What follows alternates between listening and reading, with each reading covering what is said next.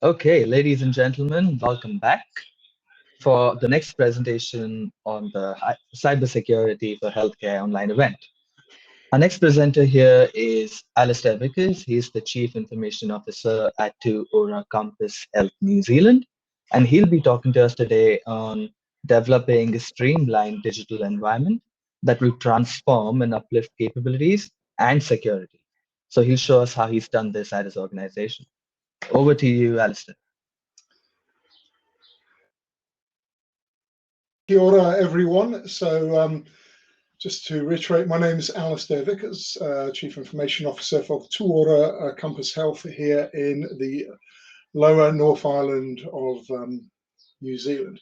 So what I'll be doing today is talking through the digital transformation that we've been going through over the last 3 or so years, some of the drivers for the work, how we planned it and what we implemented, and the learnings and tools that we're now using to both manage and to secure our environment. So thank you very much for joining me today, and I hope you will get some good learnings from the presentation. So to kick off, a long time ago, I joined Aura in December 2017. There was a whole load of IT stuff, and I guess for many organizations, certainly small to medium enterprise, often technology kind of evolves with a life of its own. And that was certainly the case when I joined. In 2017, there were maybe 120 people in the organization. That's subsequently grown to over 200. But so not a very large organization in terms of people, spread across 4 offices in the lower North Island, supporting just under 60 general practices in our network. So for those of you from Australia, primary health organizations, I think the closest analogy would be the primary health networks, the PHNs in Australia, just for a bit of context. So we had IT. The photograph is not from our data center, by the way. But lots of servers, physical and virtual, lots of databases, prod, test, dev, often prod systems running on dev or vice versa. A very large and disparate fleet of computers. Some of them were very old, different brands, no standard operating environment, each of them built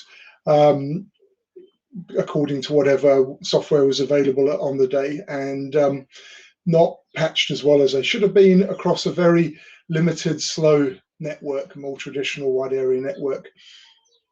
And similarly with our mobile phones, a whole heap of every version of Samsung mobiles that have been released over the previous 5 or 6 years. So a bit to do.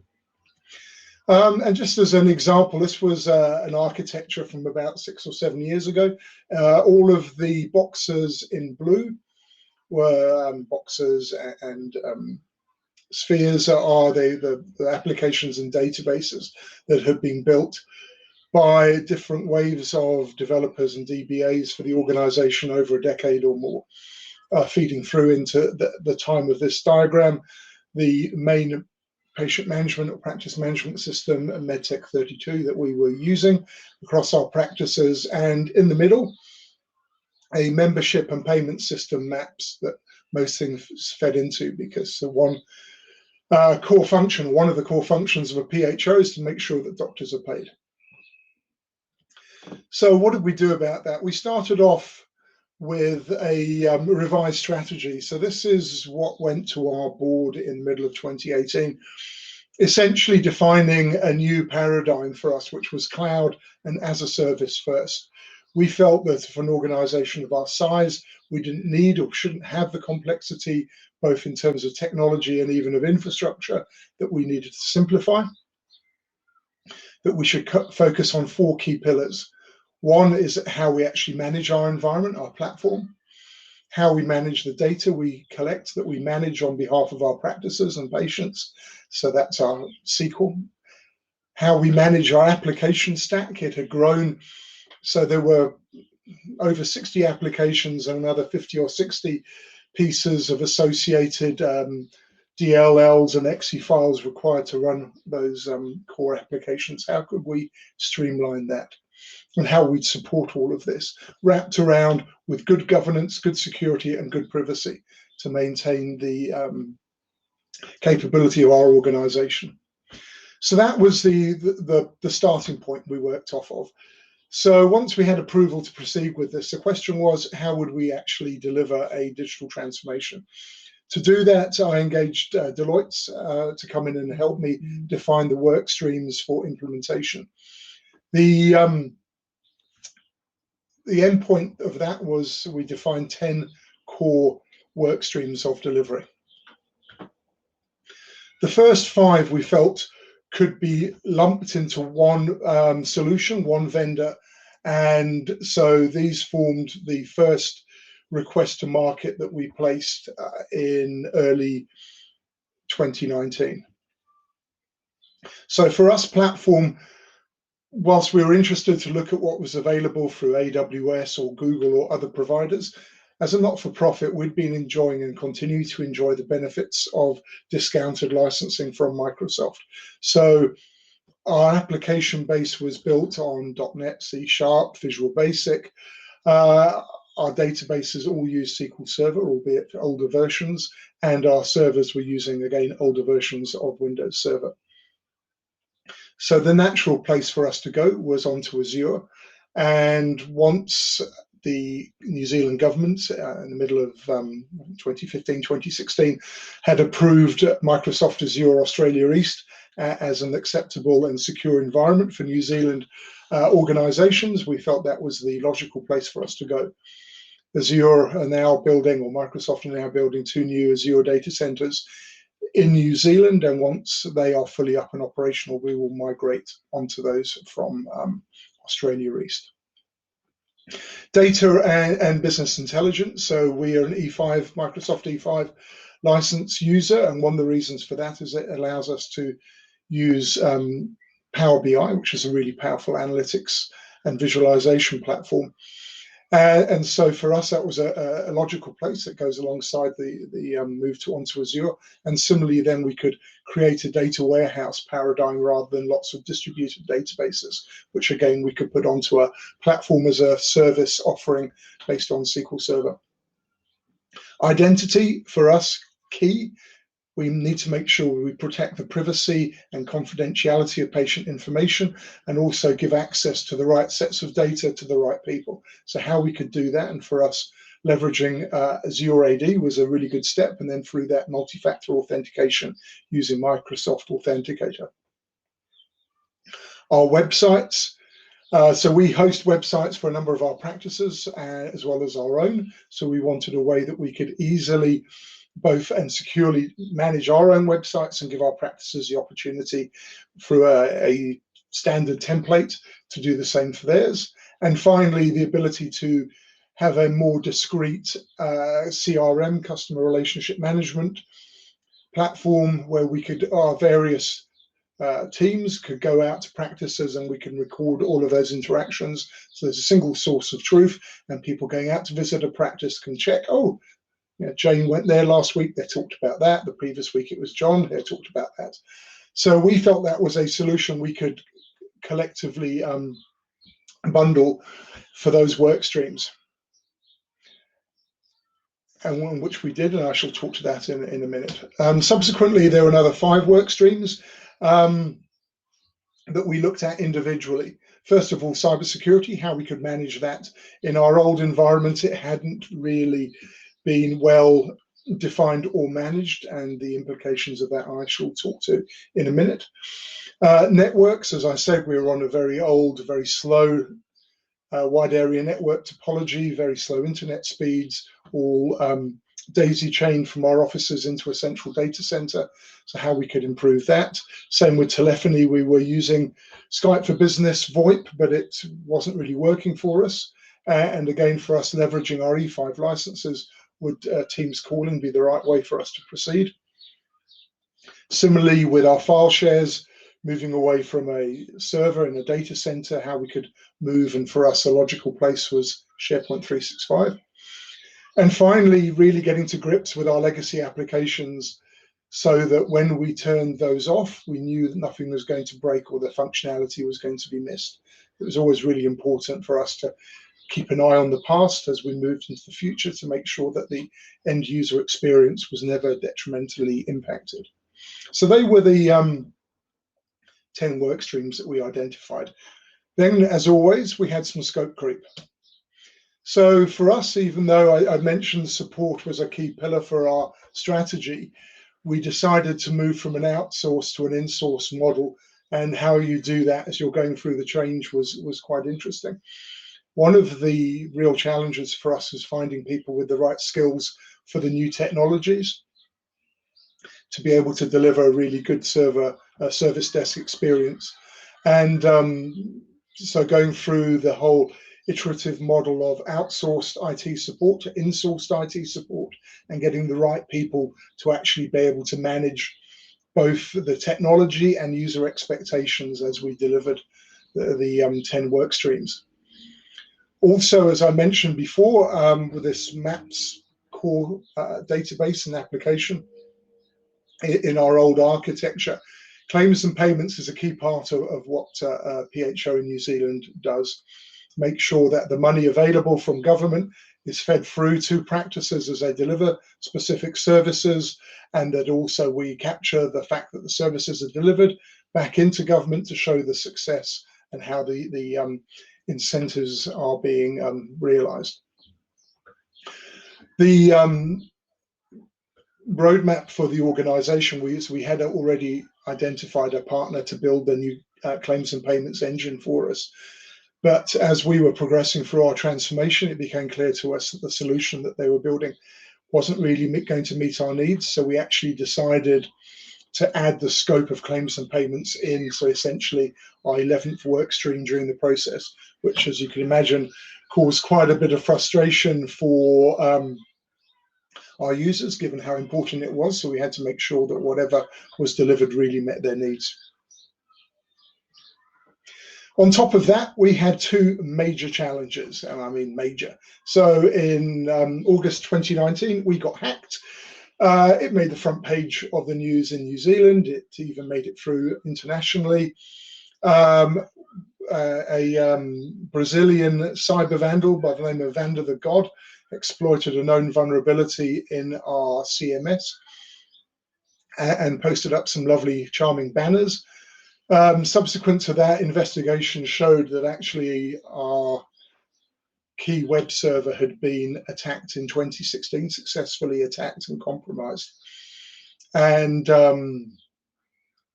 we went through, as I'm sure you can all imagine, a huge amount of stress and strain leading up to the final announcement of the full details of the incident. We're working with the New Zealand cybersecurity team, both at GCSB and NCSC, at the Ministry of Health and other agencies, to identify the impact and the extent of the intrusion. And this was already, the digital transformation piece had already begun by this stage. And then on top of that, in early 2020, as I'm sure you're all aware, we had a global pandemic, and as a primary health organization, we were at the front line of initially delivering the swabbing services and subsequently vaccination services. So the technology that we were implementing through the digital transformation had to really align with the requirements of the organization, our practices and our communities to meet their needs through COVID. So two things that you wouldn't have planned for as you go through a digital transformation. And I felt that the way the organization handled those was really top notch. We were very fortunate. So the brave new world. As I said a few slides back, we put 5 key work streams together, from platform, BI, CRM, websites, and identity. The solution we chose was from a vendor called Aceso. They're a New Zealand-based organization that focuses in the healthcare sector, but their parent company, Sourcix, is headquartered out of Sydney. Aceso's core product is called Pinger. We rebranded it for our organisation as Te Puna Mātaur, which is the wellspring of knowledge in Te Reo Maori, Te Puna for short. And Te Puna has replaced almost all of those blue boxes and ellipses that you saw earlier on in the presentation. It has proved to be many into one as the premise of our new architecture alongside Office 365 and Azure. And Puna is hosted by Aceso for us in our own Azure environment. So it has proven to be a very powerful engine that's allowed us to rationalize that 60 odd legacy applications and all of those associated XE and DLL pieces of code down onto one core application. And you can see there the range of services it allows us to do. Just a few screenshots just to show people what Puna looks like. This is a UAT version, so it's not really appropriate to show real data. But you can see here there are a number of sliders which are linked to key health indicators. And the view here is dependent on person and practice or organization. So if I'm working for practice A, I only see practice A data, locality data, which is the combination of data from across general practice in a specific locality or at the whole PHO level. And that's all I can see.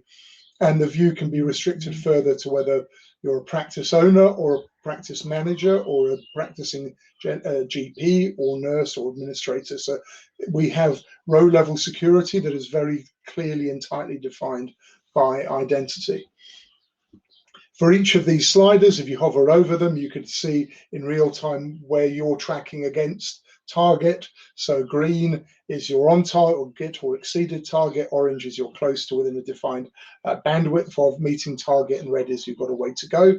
Each of these can be drilled down into, and as you can see, you can filter by ethnicity or other needs. The views across the top as well are dependent on who you are. So for example, if you clicked onto claims or data extracts, they would only be for the practice that you're associated with. Same thing for reporting. In reporting, you can go in and have access to a whole range of Power BI reports, which I'll talk to in a minute, and they are totally defined by who you are. Identity is defined through Azure Active Directory as well. So this is a view through the Power BI portal. This is a map of COVID swabbings from middle of last year. You can see there, you can see the geographical spread, who was negative, who was positive, who's still waiting for results. You can drill down into the views depending on permissions and see at a tighter granularity where people are and their status. So Power BI has been really powerful. Beforehand, we used SQL reporting services, so it's a very tabular format that people could click into, and practices liked that, but now they can interrogate the data in real time based on the frequency of our extracts from practices. So what else can we do? On the left, you can see claims and payments. So I mentioned before that we changed providers. So Aceso took over the build of the claims and payments engine and built that into Puna, which proved to be a very powerful way of leveraging the capability. And what you can see here in this example is for a particular patient, what they are entitled to, what they're not entitled to, what they may be entitled to. So green, there's only the one case here. This person is entitled to a hepatitis C consultation. It shows what the dollar figure is available for that consultation. If it's orange, then more data or information is required to validate whether it should be green or red. Red is based on the information available to Tuora. We believe this patient is not entitled to a particular treatment. A doctor always has the ability to override that. On the right, you can see continuous professional development. So our users can go in, they can see the courses available, the courses applicable to them, what they cost when they're being held, if there are spaces available. So this has proved to be really popular, and also whether they're being delivered virtually, in person, or both. The second key vendor for us, Medical IT Advisors, manages our cybersecurity posture through a range of tools. They were already working with us prior to the cyber incident in 2019, but subsequent to that, they enabled a web application firewall and a security incident and event management tool. We are looking at potentially changing those tools, and I'll talk to that soon, not because of the tools, but just to leverage Azure capability. And they also have a very effective cyber security operations center and advisory as needed. And our third key vendor is Telesmart. They've helped us with telephony and networking. Telephony, I'm referring to fixed line or VoIP telephony services. So we, with them, have enabled a Cisco Meraki software-defined WAN, which has proved to be very effective and significantly increased speeds for users onto the internet, which is particularly important when you've moved all of your capability onto Microsoft Azure and Office 365. So for us, we've put Cisco Meraki appliances across all our offices and a virtual appliance into our Azure environment to streamline speed and connectivity through, and enabled all of the Meraki advanced security features, which have constrained bandwidth to a small extent, but not hugely, to give us that extra layer of security. And we use Teams calling, which proved very effective. They actually, Telesmart really busted a gut and enabled this in the week prior to lockdown, which in New Zealand was started the first week of April 2020, which meant that we could essentially work from home in lockdown and still continue all of our meetings and having presence through those video conferencing, which proved to be very, very helpful. So moving on to what we've got Azure. So I said before we had 60, 70 odd virtual machines. We now have 10. And a data warehouse. We are looking to rationalize those down further, potentially moving the existing WAF appliance to a third-party product as a service. We're looking at Cloudflare, the SIEM solution we're using, which is Alien Vault, which has proved to be very, very successful, but looking to move on to Azure Sentinel. And then just gradually shrinking down just to have a core set of capability without anything extraneous that we don't need to manage, that we can procure as a service. And that's always been our goal, is to shrink down to fit for purpose and to use experts and best of breed technology to meet our needs. And you can see there just a quick snapshot from our Azure cybersecurity posture. It kind of vacillates between about 87 and 92%, depending on the latest release of Microsoft updates. But we've really tightly focused on improving our cybersecurity. Similarly, Office 365. So these screenshots here were from a few months ago, from November 2020, when I did a presentation for the Deputy Director General of Digital and Data at the Ministry of Health in New Zealand. And you can see there we had a grip on, or grasp of, where we were sitting in terms of our security posture, that we still had a way to go.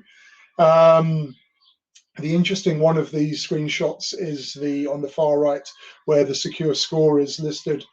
The hockey stick kind of uplift in terms of our score was when we'd engaged a third-party cyber consultancy, and they gave us a whole heap of recommendations about what we could and couldn't do within Office 365. And as we started to apply their recommendations, our score went up significantly. Where we're at now, and this was a couple of days ago, is when you get to the high levels of implementation and capability around Office 365, your increases are very slim, sort of cigarette paper increments as opposed to hockey stick increments. But we still keep a very tight grip on where we're sitting. So our secure score, in Microsoft Secure Score, sits between 95 and 96%. Our device score, 97 and 98%. Exposure score goes up and down depending on the release cycle over the month from Microsoft. We've really defined a very tight SOE now. Most products we get are from Microsoft or a few others like Google Chrome, and even that's locked down to a small subset of users. Adobe, we've now use Edge as our browser, and anything else other than Chrome is blocked. So we've really tightly managed that. We manage our weaknesses down. Unfortunately, the latest score is a bit higher than 78 because of the latest release from Microsoft. But the fact there's over 147,000 that Microsoft recognizes globally, and we've got ours down to, at the moment, the hundreds, and in this case here, under 100, I think is something we should be very proud of. And lastly there, in terms of our comparison scores, so that comparison is against organizations within Australia, New Zealand, and APAC, with less than 1,000 staff who use Microsoft E5 licenses and in either the healthcare or not-for-profit sectors. So that just gives you an idea of the metrics of where we sit. And something that we are really, really proud of is actually underway at the moment. So there's an American health informatics standards organization known as HIMSS. For those of you in the healthcare sector may come across them. We started a validation process with them against their INFRAM model early last year, which was kicked off initially by the Ministry of Health and the New Zealand District Health Boards, and we asked to be part of the process. Through the questions that we've answered for HIMSS, we are sitting currently at either level 6 or stage 6 or stage 7 in the maturity model, 7 being the highest. If we hit stages 6 or 7, then we would be the first healthcare organization in all of Asia Pacific to hit that level. I don't want to jinx us because we're in the middle of the accreditation process at the moment. In fact, they're joining us virtually next week to complete that process. So if we were to get to stage 6 or 7, to my mind, that is real proof, tangible proof of where we have taken the organization from the legacy environments we inherited 3.5 years ago through the nadir of the cyber event in the mid to late 2019 through to now. So this is a huge focus for us. But the work of a CIO and an IT organization is never done. So there's still loads of work to do. This is just a quick snapshot of something I update to the executive and the board upon. So we're still working with our main practice management vendors, MedTech and Valentia. We work with Aceso to keep the product to Puna current and meeting the needs of our users. We play an important role in helping integration across primary healthcare, but also up into secondary care. Security, as I've spoken to, is always important. Making sure that we can provide support, not just into the organization itself, but out to our practices. Where IT isn't their core focus, we need to help them to make technology as fit for purpose and simple and straightforward as possible. And always bearing in mind the need for a good and effective and proper governance. And just to make life fun, we're moving offices across some of our sites at the moment. So finally, where to for now? Never rest on your laurels. Sorry, I couldn't help that picture. We're working across, as I said, with other primary health organisations and district health boards through the current health and disability sector review that's underway and that will manifest itself with a new Health NZ organisation from the 1st of July next year. So that's a really important role for us. And what does that mean for a primary health organisation? But also something that's really important to me, and I think was highlighted with the cybersecurity attack on the Waikato District Health Board, and we share their pain the other day. That's really important to keep our staff educated on the importance of good cyber security practice and posture. So we use the KnowBefore tool to help them, and also keeping the team trained up in all of these tools. We're at the leading edge, possibly even the bleeding edge of the Azure technology stack. It's very hard to find good people, and so it's important for us to give our teams the access to tools and training so they can keep themselves upskilled to use what's available to them.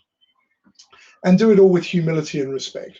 So that's pretty much the end of my presentation. And so if there are any questions from the audience, I'm here and very happy to answer them. Vishal, over to you. Thank you for the presentation, Alistair. Can you hear me? Yep. Okay, beautiful. Look, for you, talk about the challenges that you had to face. There's COVID, and then there's a cyber attack, and in that, there's this massive digital transformation project you've undertaken, and you've very successfully delivered as well. So that's the important bit. So thank you for sharing with us the work you've been doing, and it's incredible some of the things you've enabled as well with the Puna, and how you've baked in identity as well to ensure that security is also at the front of mind in terms of delivering these personalized user services. So I guess to that end, I did see there were a couple of comments and questions from the audience, and I do have a couple myself. Let's first start with Dave Westwood. Dave is asking us what were the biggest cultural challenges in moving to that consolidated app solution that you spoke to us about. Okay. Cultural challenges. So from my perspective, it's a great question. One of the things for us is to bear in mind that as an organization in the sector we're in, most of our staff are not technical.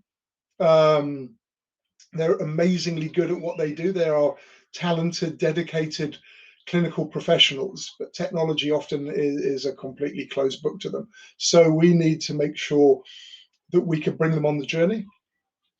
I guess an unintended benefit of the cyber incident was it kind of raised the importance of good technology and good practice to them all. So it's great now. We send them out emails. They could be actually fully legitimate, and they're sending back, "Oh, is this spam? Is this an attack?" So taking people on the journey. And that's really important. Also, actually understanding what their needs are. It's not about technology for the sake of technology. It's about simplifying and uplifting capability to make sure that end users get what they need. And that has always been one of the key drivers. We've run education sessions, just booked a room physically and virtually. If you want to talk about Teams, you want to talk about SharePoint, you want to talk about the new phones, the new laptops, come along, and we're here to help you. And actually through that, learn ourselves about some of the use cases we may not have considered.